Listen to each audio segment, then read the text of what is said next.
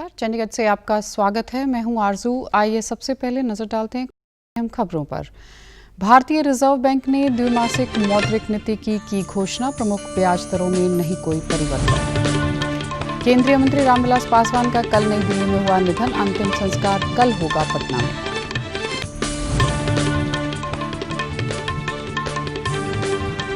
और चंडीगढ़ में online building plan मंजूरी प्रणाली की हुई शुरुआत।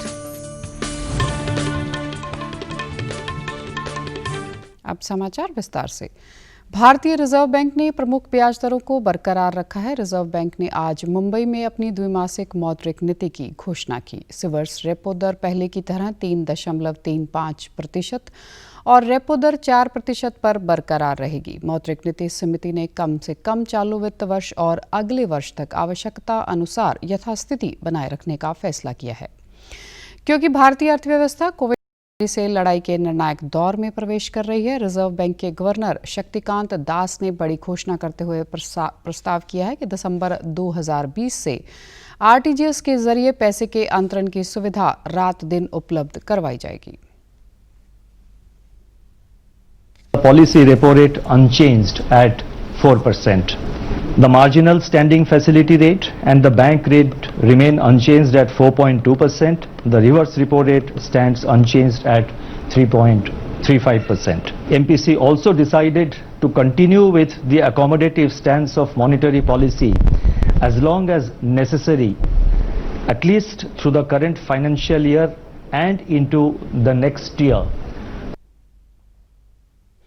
उन्होंने कहा कि रिजर्व बैंक तरलता और आसान वित्तीय शर्तों के लिए बाजार प्रतिभागियों को आश्वस्त करने के उद्देश्य से भी आवश्यक उपाय करने के लिए तैयार है। ऋण से मूल्य अनुपात से जुड़े नए आवास ऋण का जोखिम और सभी नए आवास ऋण के लिए औचित्यपूर्ण जोखिम की सुविधा 31 मार्च 2022 तक जारी रहेगी। रिजर्व बैंक ने सभी एनबीएफसी और एचएफसी के लिए संयुक्त ऋण की योजना आगे जारी रखने का फैसला किया है। बैंक ने कहा कि सकल घरेलू उत्पाद की वृद्धि दर के चालू वित्त वर्ष की चौथी तिमाही तक सकारात्मक दौर में प्रवेश करने की संभावना है। केंद्रीय मंत्री रामविलास पासवान का कल नई दिल्ली में निधन हो गया। वे 74 वर्ष के थे। लोक जनशक्ति पार्टी के संस्थापक और उपभोक्ता कार्य, खाद्य और सार्वजनिक वितरण मंत्री पासवान के हृदय का एक निजी अस्पताल में ऑपरेशन हुआ था। वे लोकसभा के लिए 8 बार चुने गए थे और उनका हाजीपुर निर्वाचन क्षेत्र में कई वर्षों तक सबसे अधिक मतों के अंतर से जीतने का रिकॉर्ड रहा। गृह मंत्रालय ने कि दिवंगत नेता के सम्मान में आज दिल्ली और राज्यों तथा केंद्र शासित प्रदेशों की राजधानी में राष्ट्रीय ध्वज झुके रहेंगे। अंतिम संस्कार के दिन संस्कार के स्थान पर राष्ट्रीय ध्वज आधा झुका रहेगा। श्री पासवान का पार्थिव शरीर आज नई दिल्ली में उनके निवास जनपद पर लाया जाएगा। दोपहर बाद उनका पार्थिव शरीर पटना में एक पार्टी कार्यालय ले जाया जाएगा। उनका अंतिम संस्कार राजकीय सम्मान के साथ कल पटना में किया जाएगा। राष्ट्रपति रामनाथ कोविंद, प्रधानमंत्री नरेंद्र मोदी और कई बड़े गणमान्य व्यक्तियों ने पासवान के निधन पर दुख व्यक्त किया है। हरियाणा के राज्यपाल सत्यदेव नारायण आर्य ने पासवान के निधन पर दुख व्यक्त करते हुए कहा कि देश ने एक अनुभवी नेता खो दिया है। उन्होंने कहा कि रामविलास पासवान जी ने लंबे समय तक राजनीति में सक्रिय रहकर जनसेवा की। आर्य ने दिवंगत आत्मा की शांति के लिए ईश्वर से प्रार्थना की और उनके परिजनों के प्रति संवेदना व्यक्त की है। चंडीगढ़ के प्रशासक वीपी सिंह बदनौर ने कोविड-19 से संबंधित समीक्षा बैठक के दौरान शहर में कोरोना संक्रमितों की संख्या में आई कमी पर खुशी व्यक्त की है। उन्होंने कहा कि सेक्टर 26 की सब्जी मंडी से आने वाले सब्जी विक्रेताओं की समय समय पर जांच की गई ताकि ये लोग संक्रमण के फैलाव का कारण न बने। श्री बदनौर ने शहर में 50 एमबीबीएस की सीटों वाले दूसरे मेडिकल कॉलेज का प्रस्ताव मेडिकल काउंसिल ऑफ इंडिया के पास उठाने के आदेश दिए हैं। प्रशासक के सलाहकार मनोज परिदा ने कहा कि वे यह विषय शीघ्र मेडिकल काउंसिल ऑफ इंडिया के पास उठाएंगे। प्रशासक ने स्कूलों में बड़ी कक्षाओं के विद्यार्थियों की उपस्थिति बढ़ाने के लिए शिक्षा सचिव को विद्यार्थियों के अभिभावकों से बातचीत करने की हिदायत भी की। उन्होंने कहा कि अंतिम फैसला केंद्र सरकार के साथ विचार विमर्श के बाद लिया जाएगा। बैठक के दौरान जानकारी दी गई कि शहर में 66,731 लोग डिजिटल हेल्थ कार्ड के लिए पंजीकृत करवाया है तथा 5,33,844 लोगों ने आरोग्य सेतु ऐप डाउनलोड कर लिया है। पीजीआई चंडीगढ़ के निदेशक ने बताया कि वैक्सीन का ट्रायल जारी है। तथा 65 वॉलंटियर्स को वैक्सीन दी गई है। पीजीआई की ओर से अपील की गई है कि कोरोना लक्षण होने पर डॉक्टरी सलाह के बिना स्टीरॉयड न लें। प्रशासक ने लोगों को मास्क पहनने, सामाजिक दूरी बनाए रखने तथा बार-बार हाथ साफ करने की अपील की है। केंद्र शासित प्रदेश चंडीगढ़ के प्रशासक के सलाहकार मनोज परिदा ने चंडीगढ़ प्रशासन के कर्मचारियों को कोविड-19 से सुरक्षा और बचाव और बीमारी की रोकथाम संबंधी समुचित व्यवहार अपनाने की शपथ दिलाई।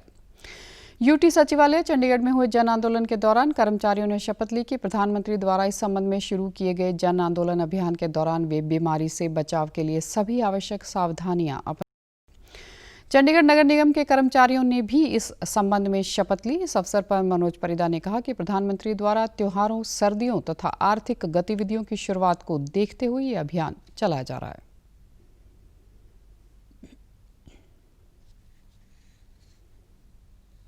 हमारा देश भी बड़ा अच्छा से संघर्ष कर रहा है और अच्छी बात यह है कि संख्या कम हो रहा है। अभी इससे हम लोग शांत होकर बैठना नहीं है। आगे हमारा विंटर भी आ रहा है और काफ़ी सारे सेलिब्रेशन उत्सव वगैरह आ रहा है। तो दशहरा होगा, ये जो जितना दिवाली आएगी, हमें इसमें ज़्यादा अख्तियार बरतना है। तो जो हमारा प्रधानमंत्री जी का संदेश है कि जब तक दवाई नहीं तब तक ढिलाई नहीं, इसको हम मंत्र मान के चलना है और हम सबका ये कर्तव्य है। खाली सरकार या डॉक्टर लोग या पुलिस या बाकी सरकारी अधिकारी ये करेंगे, हम सबको घर में, सोसाइटी में ये एक मंत्र मान के चलना है कि कोविड के साथ जिंदा रहने के लिए ये सारे जो अभ्यास है हमको अपना लेना चाहिए। वही हम निवेदन करेंगे चंडीगढ़ की रेजिडेंट्स को कि हमें इस लड़ाई में जीतना है और जीतने का यही एक तरीका है कि हम कोविड व्यवहार पालन करें, कोविड प्रोटोकॉल पालन करें। सेवानिवृत्त लेफ्टिनेंट जनरल केजे सिंह ने भी लोगों को कोविड-19 के खिलाफ लड़ाई में एकजुट होने का आह्वान किया है। उन्होंने लोगों से मास्क पहनने, हाथ धोने और सुरक्षित दूरी का पालन करने की अपील की। कोरोना के खिलाफ, कोविड के खिलाफ, एक महामारी के खिलाफ एक महाजंग, लेकिन ये देखकर बहुत दुख होता है कि जो सुरक्षा चक्र हमने बनाना है उसमें हम ढिलाई दिखाते हैं। जब तक नहीं दवाई, मत करिए ढिलाई। प्रधानमंत्री द्वारा शुरू किए गए जन आंदोलन को जन भागीदारी द्वारा ही सफल बनाकर संक्रमण से लोगों का बचाव हो सकता है। इस संबंध सभी को जागरूक करने पर बल दिया जा रहा है।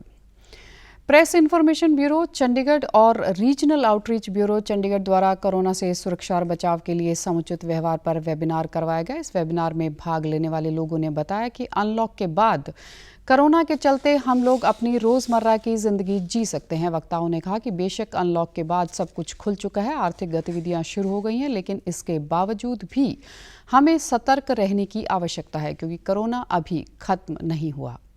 विभिन्न वक्ताओं ने बताया कि 2 गज की दूरी, मुंह पर मास्क और बार-बार हाथों को धोना बहुत आवश्यक है। आंगनवाड़ी कार्यकर्ताओं के साथ मिलकर इसके प्रति लोगों को जागरूक करने का काम किया जाएगा। सब लोगों को मास्क पहनना जरूरी है। मास्क सही तरीके से भी पहनना है। मास्क पहनने चालान से बचने के लिए नहीं, मास्क पहनना होता है अपने आप को बचाव करने के लिए और दूसरों के बचाव के लिए। कोरोना के खतरों के प्रति लोगों को एक बार फिर से जागरूक करने के लिए जो हमारी गाइडलाइंस बनी थी उसका पालन करने के लिए हमारे प्रधानमंत्री जी ने जन आंदोलन की शुरुआत की। भारत सरकार के जो निर्देश हैं उनके अनुसार कोरोना की रोकथाम के लिए जो चंडीगढ़ प्रशासन ने एक प्रॉपर प्लान ऑफ एक्शन तैयार किया है और इस आंदोलन की शुरुआत कर दी है। वेबिनार के दौरान प्रधानमंत्री द्वारा कोरोना से बचाव के लिए शुरू किए गए अभियान पर विचार किया गया और जन जागरण का कार्य साथ मिलकर करने पर चर्चा की गई। पंजाब के राज्यपाल तथा चंडीगढ़ के प्रशासक वीपी सिंह बदनौर ने चंडीगढ़ में ऑनलाइन बिल्डिंग प्लान मंजूरी प्रणाली यानी OBPAS की शुरुआत की। प्रशासक के सलाहकार मनोज परिदा तथा चंडीगढ़ नगर निगम के कमिश्नर के यादव इस अवसर पर उपस्थित थे। के यादव ने बताया कि शहर में ई-गवर्नेंस लागू करने के प्रोजेक्ट के अंतर्गत 29 सेवाएं नगर निगम से संबंधित हैं। जिनमें से 15 सेवाएं सीधे तौर पर शहर के नागरिकों से जुड़ी हैं तथा शेष 14 सेवाएं नगर निगम के भीतर के कामकाज से संबंधित हैं। उन्होंने कहा कि इस प्रोजेक्ट का मुख्य उद्देश्य निगम की सेवाओं की ऑनलाइन सुविधा 24 घंटे कर नागरिकों को आसानी से सेवाएं देना तथा कामकाज में पारदर्शिता बढ़ाना है। के यादव ने कहा कि 7 तरह की सेवाएं पहले ही ऑनलाइन हो चुकी हैं तथा सबसे महत्वपूर्ण बिल्डिंग प्लान मंजूरी प्रणाली की भी शुरुआत हो गई है, जिससे लोगों को सुविधा होगी। कोविड-19 महामारी के कारण लॉकडाउन के बाद रेहड़ी पटरी वाले छोटे दुकानदारों को काम धंधा दोबारा शुरू करने में मदद के लिए प्रधानमंत्री स्वनिधि योजना शुरू की है। इस योजना के अंतर्गत सड़क किनारे काम करने वाले छोटे दुकानदारों को 10,000 रुपये का ऋण आसान किश्तों पर दिया जाता है तथा वर्ष 2022 तक इस योजना के अंतर्गत 50 लाख से अधिक रेहड़ी पटरी वालों को ऋण मुहैया करवाया जाएगा। चंडीगढ़ में भी इस योजना के अंतर्गत राम रहीस तथा मक्खन सब्जी विक्रेताओं ने ऋण प्राप्त करके अपना काम दोबारा शुरू किया है। उन्होंने इस योजना की शुरुआत के लिए केंद्र सरकार का धन्यवाद किया है। 21 सेक्टर में सब्जी बेचता हूँ। मेरे को सरकार ने 10,000 रुपया दिया। लॉकडाउन लगा था सर, घर बैठे थे, तब सरकार ने पैसा दिया, तब मैंने काम किया सर। काम किया तब मेरे बच्चे पल हैं, इसीलिए सरकार ने बहुत अच्छा किया सर। लॉकडाउन में अर्थव्यवस्था खराब हो गया था, लेकिन मोदी जी ने हम लोगों को 10,000 रुपये लोन दिया।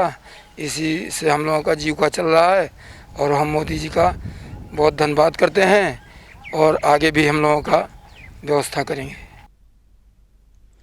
प्रधानमंत्री स्वनिधि योजना तहत समय पर ऋण वापस करने वालों को सब्सिडी भी दी जाती है। वे समय पर ऋण वापस करने वाले अधिक ऋण के पात्र बन जाते हैं। चंडीगढ़ नगर निगम के संयुक्त निदेशक सौरभ अरोड़ा ने शहर में प्रधानमंत्री स्वनिधि योजना के बारे में कल समीक्षा बैठक की। बैठक के दौरान उन्होंने अधिकारियों को हिदायत दी कि इस योजना के बारे में अधिक से अधिक वेंडर्स को अवगत करवाया जाए तथा निगम शहर की इस योजना के पंजीकृत वेंडर्स की लाइसेंस फीस में हर माह 5 रुपये की दी जा रही है छूट के बारे में भी अधिक से अधिक जानकारी मुहैया करवाई जाए।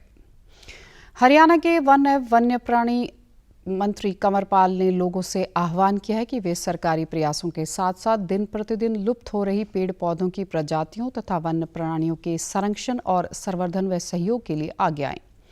बॉम्बे नेचुरल हिस्ट्री सोसाइटी के सहयोग से स्थापित गिद्ध संरक्षण प्रजनन केंद्र में आयोजित कार्यक्रम के दौरान उन्होंने कहा कि मनुष्य की भौतिक विकास की इच्छा शक्ति भी वनों के अधीन क्षेत्र कम होने का एक प्रमुख कारण है।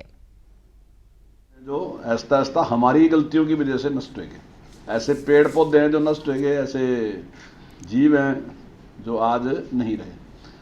और परमात्मा ने जो कुछ भी बनाया उसका कुछ ना कुछ महत्व था, ऐसा नहीं था उसकी जरूरत थी तब उसने उसकी रचना की थी। तो अब जब नहीं रहा तो अब हमें पता चला कि ये तो बड़ा गड़बड़ हो गया। अब गिद्ध नहीं है तो स्पाई नहीं है, तो उसके बाद पता चला गिद्ध नहीं है तो ये तो बड़ी बड़ी समस्या है। शुरू किए सरकार ने, माननीय प्रधानमंत्री जी का बार बार आग्रह है और हम सब लोग हैं और हमारा सौभाग्य है कि प्रकाश जी जैसे लोग हैं जो एक मिशनरी की तरह काम कर रहे हैं इस विषय पे लग के। कंवरपाल ने कहा कि इससे एक और पर्यावरण पर प्रतिकूल असर तो पड़ता ही है, वहीं दूसरी ओर वन्य प्राणियों की संख्या भी दिन प्रतिदिन घटती है। मंत्री ने कहा कि लोगों में प्रकृति व पर्यावरण के संरक्षण के लिए वन और वन्य प्राणियों को बचाए रखने के लिए जागरूकता जरूरी है। कंवरपाल ने केंद्र में नई गिद्ध पक्षीशाला का उद्घाटन किया और इनमें गिद्धों को छोड़ा। अब खबरें फटाफट।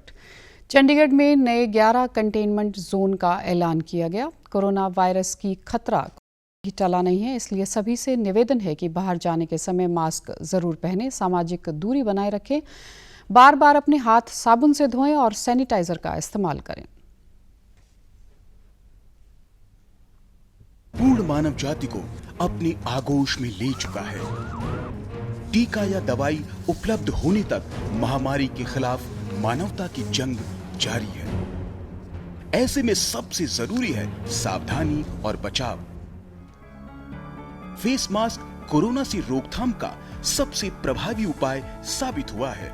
विश्व स्वास्थ्य संगठन और विशेषज्ञों की शोध का भी यही निष्कर्ष है कि मास्क से मुंह और नाक को अच्छी तरह ढककर कोरोना संक्रमण को कम किया जा सकता है। कोरोना संक्रमण से बचाव के लिए मास्क पहनने के साथ ही जरूरी है मास्क सही तरीके से पहनना। बहुत से लोग मास्क से नाक और मुंह को सही तरीके से नहीं ढकते हैं, जिससे संक्रमण का खतरा बना रहता है। बिना मास्क या फेस कवर के घर से बाहर निकलने की अभी कल्पना करना भी सही नहीं है। जुड़िए डीडी न्यूज की खास मुहिम मास्क अप इंडिया के साथ। मास्क पहने और अपने मुंह और नाक को अच्छी तरह ढकें। अपने परिवार के सदस्यों और दोस्तों को मास्क पहनने के लिए कहें। Mask up India, mask up India. DD news के माध्यम से सबको बताना है, कोरोना को हराना है, मास्क जरूर लगाना है। Mask up India, mask up India, mask up India.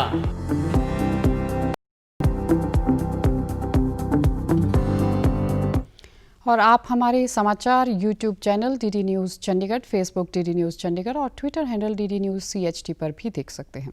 इसी के साथ चंडीगढ़ से समाचारों का सिलसिला समाप्त होता है। नमस्कार।